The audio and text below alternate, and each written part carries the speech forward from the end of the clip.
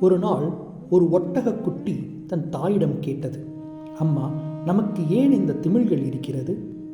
அம்மா சொன்னாள், பாலைவனத்தில் தண்ணீர் குறைவு, அதை சேமிக்கத்தான் இந்த திமில்கள்.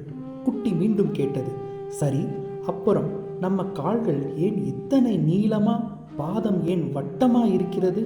தாய், ஆழமான பாலைவன மணலில் எளிதாக நடக்கத்தான். குட்டி மூன்றாவது கேள்வி கேட்டது, அப்போ இத்தனை நீளமான இமைகள் ஏன்? தாய் பெருமையுடன் சொன்னால், கடுமையான மணல் காற்றிலிருந்து கண்களை பாதுகாக்கத்தான். கடைசியில் குட்டி ஒரு நிமிடம் அமைதியாக நின்று கேட்டது, அம்மா, நம்ம உடல் முழுக்க பாலைவனத்துக்குத்தான் ஏற்படுகிறது என்றால் நாம் ஏன் இந்த உயிரியல் பூங்காவில் இருக்கிறோம்? இதைப் போல நாமும் நம் உண்மையான ஆன்மீக இருப்பிடத்தை மறந்து நமக்கு ஏற்புடையதல்லாத பௌதீக உலகில் சிக்கி கிடக்கிறோம்.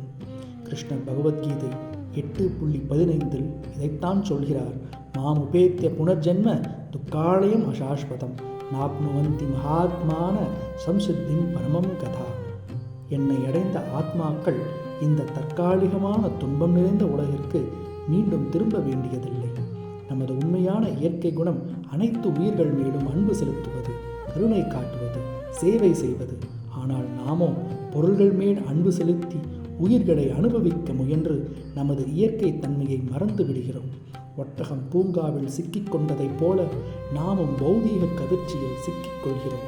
கீதையின் வழியில் நம் உண்மையான இயற்கைக்கு திரும்பி அனைவரிடமும் அன்பு செலுத்தி, யாரும் இருக்குமிடத்தில் இருந்து கொண்டால் எல்லாம் சௌக்கியமே என்ற கூற்றுக்கிணங்க மகிழ்ச்சியுடன் வாழ்வோம்.